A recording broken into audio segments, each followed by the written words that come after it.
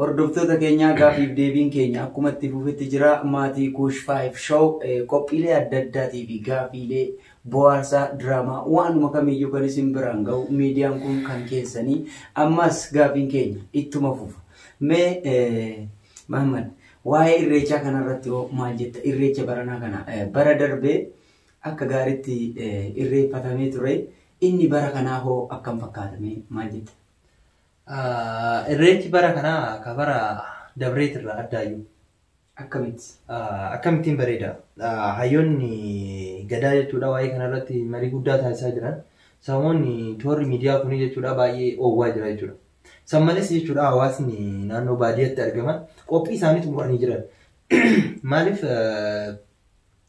aadaa isaaniitii fi gadaa isaanii kana uummanni naaftanyyaa kun jechuudha mootummaan amma yeroo ammaa kun isa nugusa 8ffaa kun gartee miti. Inni kun aadaa Oromoo akkuma jiruun balleessuuf itti deemaa jira jechuudha. Kanaaf jecha Oromoon immoo aadaa ofii kana jabeeffachuun, duudhaa ofii jabeeffachuun, aadaa jechuun beekii waa hedduu wal keessa qabatee jiraate. Afaan qabatee aadaa isaa jechuun waan hundaa walitti qabatee jira. Kanaaf jecha namni waan ofii kana jabeeffachuuf yoo roorroon kan itti baay'atu taate roorroo sana ofirraa balleessuuf jecha bootaa sanitti walii galteedha yoo ati tokkummaadhaan akka argamtu taate mootummaan kun waan san harkaa balleessuu hin danda'u. Kanaaf haala amma yeroo ammaa irra jiru kanatti qophii isaanii xumuratanii jiran kan turrii irra adda jechuudha.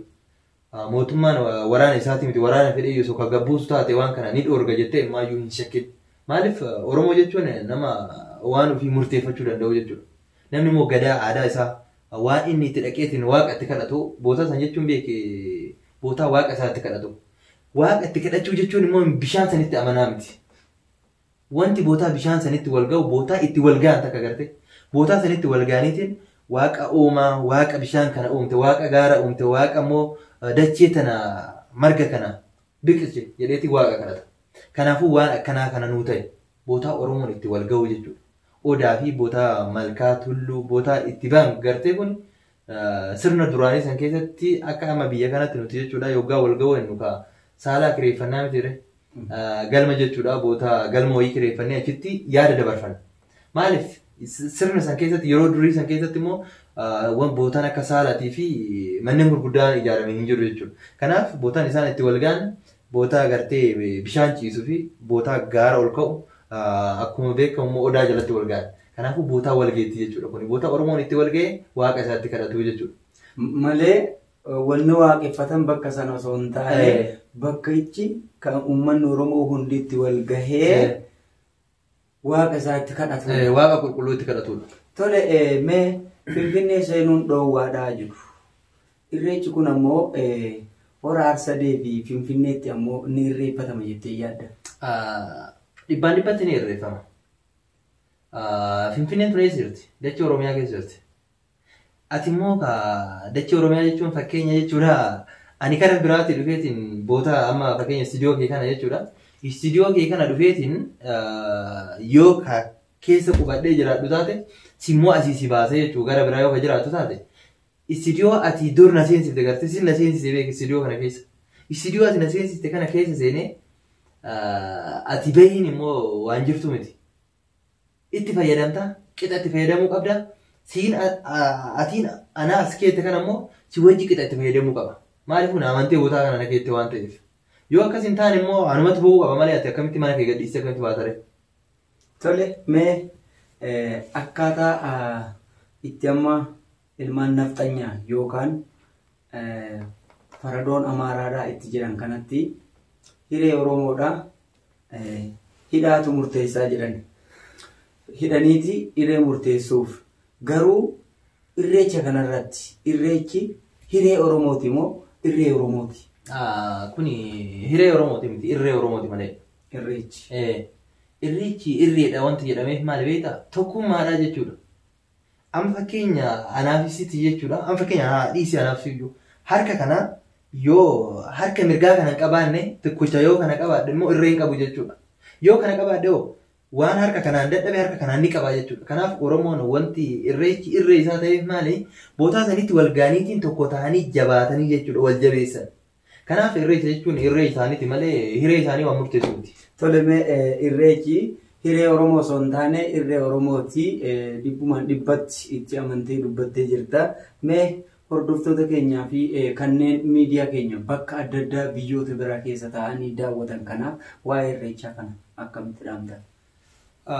Asumarratti jechuudha warreen biyya keessaa fi biyya garaagaraa teessaniitiin Kush 5 show irratti nu hordofaa jirtan jechuudha hundi keessanuu galatoomaa jecha. Warreen biyya keessa jirtan akkuma amma itti jirtanitti jechuudha qabsoo keessan jabeeffadhaa. Irreecha bara kanaa immoo akka isin bara dabreerraa adda godhuuf itti yaadaa jirtaniif waan namatti toludha. Abbootiin gadallee jechuudha waan kanarratti murteessuun isaanii kun waan baay'ee nama gammachiisu malee waan duuba nama deebisisu miti. Kanaaf jechuudha irreecha irratti hundi keessanuu hafoo osoo hin ta'initti walii galtaniitiin baadiyyaa magaalaa osoo hin jedhin wal geettaniitiin yoo isin irree tokko taatan diinnis gidduu keessan isin hin seenu jechuudha. Yoo isin immoo addaan bittinnooftaniitiin ka baadiyyaas hin dandeenyu jettanii yoo kaaftan taate diinni immoo achuma keessa isin seena. Kanaaf irreechi jechuun irree keechanii bootaa hundaayyuu wal geettanii akka diina garaa gubdan kabara dabreetirra immoo kabara kanaa akka adda gootan abdii isinirraa qabaa isin jedha. Kanaafuu warreen biyya biraa keessa jirtanis immoo Oromoota biyya keessa jirtan akka qarqaartan akka bira dhaabbatan yaadanis mallaqaanis waan qabdaniin akka bira dhaabbatan abdii isinirraa qabaa isin jedha galatooma.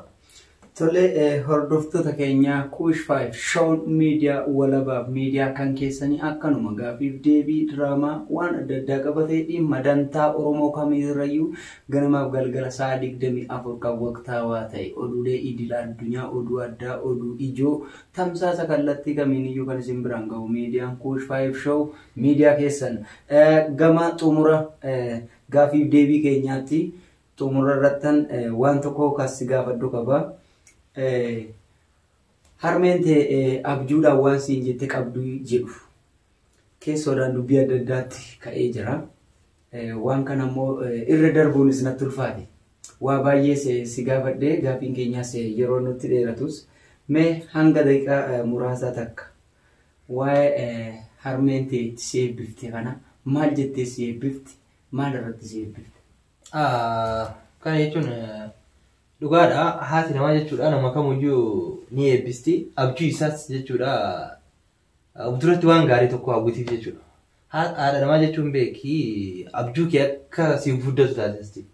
Harmeen kiyya wanni guddaan isin na gorsituu fi wanti isin na bira dhaabbattu hawaasa kiyya bira akka dhaabbadhuu fi nama miskiina kamuyyuu jechuudha akka qarqaaru nama gaarii akka ta'udha isin hawwitu.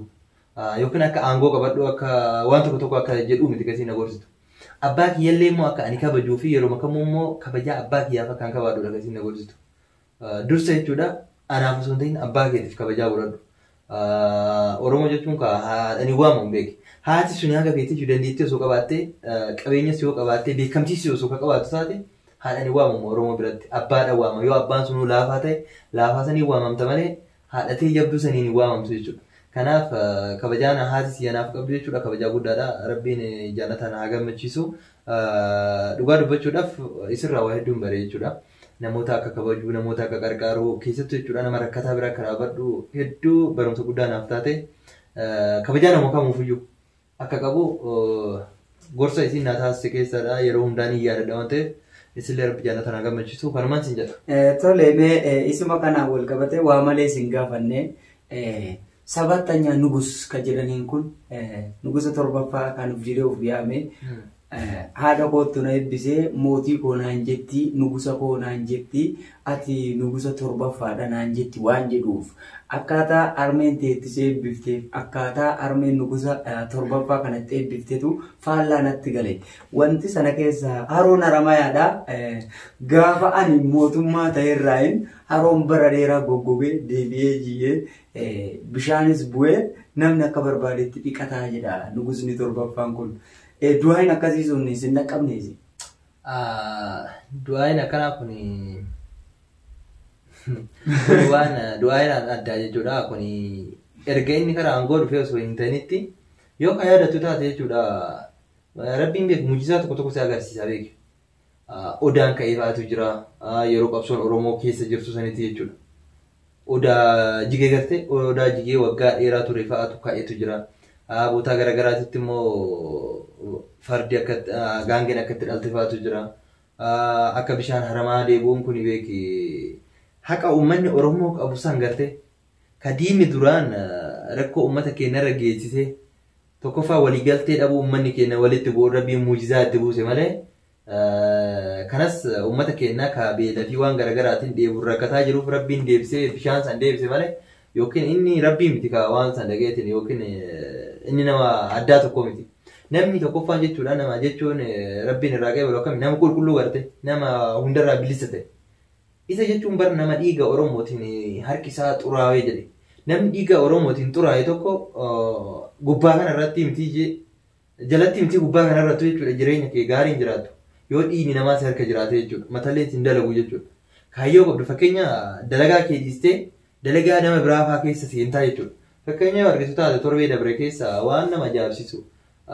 Xiqilaa ministeera jechuun nama bootaa san taa'eeti namoota gorsuu qabu malee gabbu'ee kophee dhiquu fi liistiroo dalaguun yookiin tiraafikii ta'uun yaa obboleessa kiyyaa kun waan mootummaarraa hin eeggamoonni akkanaa kun maaliif inni akka fakkeenyaatti jechuudha waan dalage itti fakkaate inni laakiin waan daqiiqaa takkaatti dhaabbatee suuraa na kaasaa jedheen uffata san diratee garte suuraa kaa'eetiin achi deema ammas kophee illee gad jedhee bara illee kophee sana osoo dhiqeessuutu xumuree fi bareeda bara.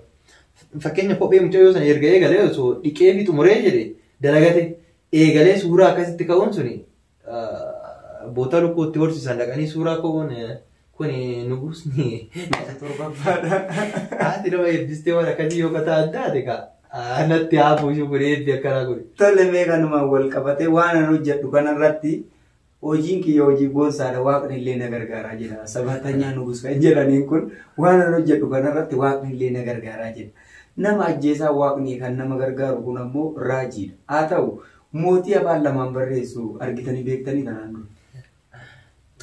Kun jechuun beeki akkamii diqaalaan tokko beeki Oromoo maal jetti diqaalaan yoo mana tokko keessatti dhalatee jedhe mana san hunda diigaa jedhan alaa dhufee beeki wanti sun yoo waan akkasii sun kan jiraatu taate Oromoon waan akkasii san irraa of eegi yookiin diqaalaa sana gibbii sanii balleessisti malee yoo gibbii sanii osoo hin balleessi yoo diqaalaan sun guddatu taate qabeenya naannoo saniitii fi uummata naannoo sanillee diigee qabeenya san hundaa isaa harkatti galaa jechuudha uummata wal ajjeesisiise. Kanaaf inni osoo nama qulqulluu ta'eeti waan akkanaa kanas hin jedhu. Miti inni afaan tokko miti afaan shanuu barreessuu hin dandeettu atuyyuu miti afaan wanti taate jechuudha. Kanaaf kun waan bu'a-qabeessa sanatti hin fakkaanne. Tole mee gaaffiin keenya gama xumuraatti deemee mee asumaan isa xumuraa si gaafadha. Mootummaan kun hojiin inni hojjetu hojii nabii hojjetu hojii nama guddaa immoo hojii ijoolleeti isa xumuraa. Dhugaa dubbachuudhaaf atuun yaadatte yoggaa daa'imummaa keetii waan garaagaraa laaqaa turte. Akkas jechuudha hojiin isaa. Hojii nama guddaa jechuun beeki hojii isaa san dhiisee hojii biraa keessa hin kutu beeki. Yoggaa daa'imummaa keetii nuti jechuudha ijoollee baadiyyaatti ni beekta. Waan garaagaraa balleessaa oolla. Wal fuuna jennaa asitti waan garaagaraa taphataa turre. Osoma akkas jennu waa laaquu fa'aatu jira, biyyee haadhu jira. Innis akkasuma jechuudha. Hanga amma biyya bulchaa jiru kanatti daa'ima jechuudha. Hanga biyya bulchaa jiru kanatti waan hundaa keessa seenetiin balleessaa jira malee wanni hin tolchu tokkos hin jiru.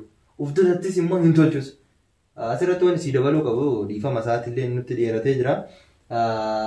Saa kana jechuudha inni jechuudha. Jawaar fa'aa hidhee kaan ajjeesee filannoo ni geggeessan baay'ee waan nama dhibu. Abjuu haadha sayyaa. Abjuu haadha laalee jechuudha. Dhugoomsaa jechuudha. Dhugoomsuun kun waan ta'u miti. Maaliif an fakkeenya Jawaar hidheetiin Oromoo harkatti galfadha jechuun hin danda'amu. Osoo isaa baaseetiin harkatti galfadha jedhee xiqqoo bareeda. Maaliif osoo gabbayee Jawaar gabbayeetiin sagalee tokko xiqqoo dhageessise Oromoon xiqqoo jechuu ni danda'a. Laakiin isa mana hidhaa teessiseetiin kaan ajjeefneti yoo viidiyoo wayii karaatu taate kaan ajjeefne kaan hiine waan namni hidhuu hin dandeenye hundaa hiine kan namni ajjeesuu hin dandeenye ajjeesne jedheetti wanta kanaa kun ijoolleen daa'imni waan akkana kana raawwatan kanaaf kun mootummaa osoo hin ta'in jechuudha yeroo tokko tokko yaadu qabu. Abjuu nama tokko bakkaan gaa jetteetiin uummata qulqulluu miidhuun kan booda itti gaafatamtu. Kan nama biratti hin tolle kan rabbi biratti hin tolle kun waan isarraa eeggamu miti sin jedha dhiifama. Moofaa jechuudha. Minilik fardaatee Abiyyiin ammoo kompiitaraa fi istiidiyoo hin nyaate jarri kun siidiina. Akkuma Hacaaluun Hundeessaa baanu rabbiin biyyattaa salphisu. Jarri jechuudha hundisiitu kanis diina keenya, har'as diina keenya, boros diina keenya. Maaliif yoo jette kun harreedhaan dhufeetiin farda kennaa ta'e. Kunis immoo haadha jala dhufeetiin istiidiyoo kennaa fi koompitara OMN nurraa hate. Baawostarii waayifaa fa'a. Waayifaa baawostarii jira. Guddaa tokko kun maal jedhanii fudhatan. Kanaaf jaalachuu diina kiyya yoomiyyuu onnee kiyya keessaa hin baane. Diina keessa. Tole kabajamtoota hordoftoota keenya Kuush 5 Show miidiyaan kan keenya kan keessan gamanumaan hordoffiisaa akka cimsitan gaafiif deebiin keenya kutaa lammaffaa kan itti aanu yeroo biraa walitti deebina gama keenyaan qophii addaa kan qabanne gaafiif deebii wajjin taasifne keessatti xumurree jirra. Horaa bulaa ulfaadhaa galatoomaa eebanaa isiniin jedhu.